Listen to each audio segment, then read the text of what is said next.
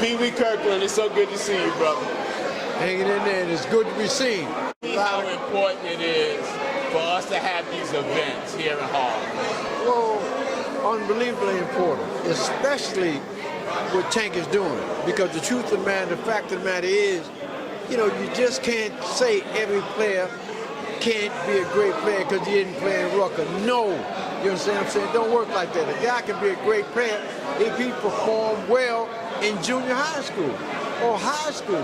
That's his greatness. You can't take it from him. You understand what I'm saying? That's why I had to go up there when they talk about the NBA.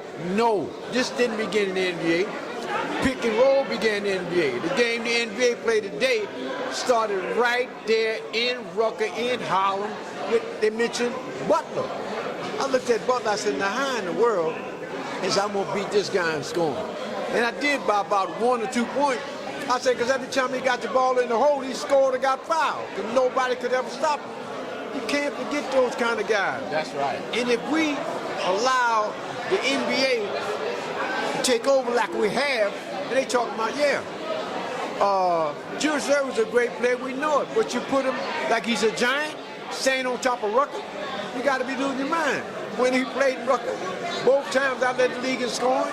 One time, Joe got most valuable. The next time, Tiny got most valuable. He got Rookie of the Year. How can he have been the greatest player at Rucker?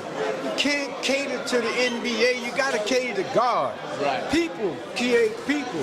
God creates legends. God bless. One love, baby. I got to ask you just one more question. Go ahead. Yeah. What is your fondest memory of growing up in Harlem playing basketball? Probably playing with Milbank. Yeah. I remember when we was kids, me, Crump, Mola, we was playing with the Biddy team in Franklin High School gym, and at halftime we was losing by 24. It was the last all-city conference game.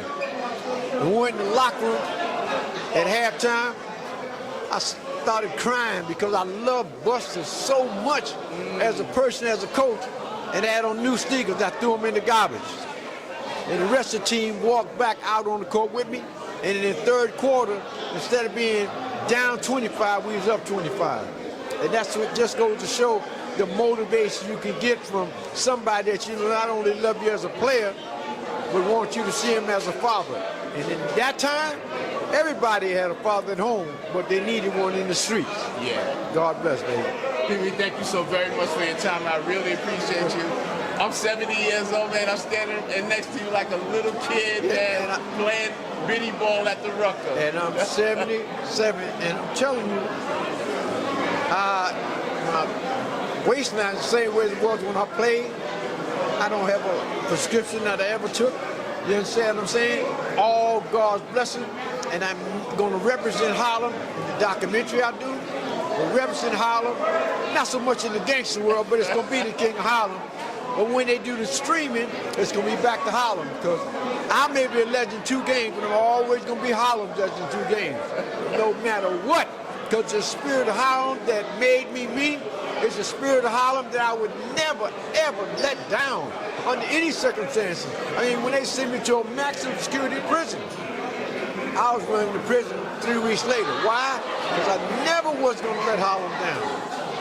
Never, ever, ever. When I went to California, and they thought they couldn't understand how could this young kid come there, that successful, that rich. I had exotic car dealership. I didn't even know that the car should be financed by the bank because they was all paid for. First time I went to Gucci in California, you know what they said? Oh, wait a minute. Oh, it's you? You don't need to come in the store. Don't shop downstairs. Come upstairs to the Galleria. And I remember in California when the millionaires couldn't get gas, they was coming to me to get gas cards. But I was always representing California. I mean, always representing Harlem. All the way to California, Florida, everywhere. Pee Wee, thank you so very much, brother. It's such a pleasure being here at Salem for the 2022 Real Harlem Basketball Hall of Fame. Thank you so very much, my brother. I'm telling you, and you know, I know the women of Harlem was always the backbone of Harlem. One love. Thank you so very much. All right, one love.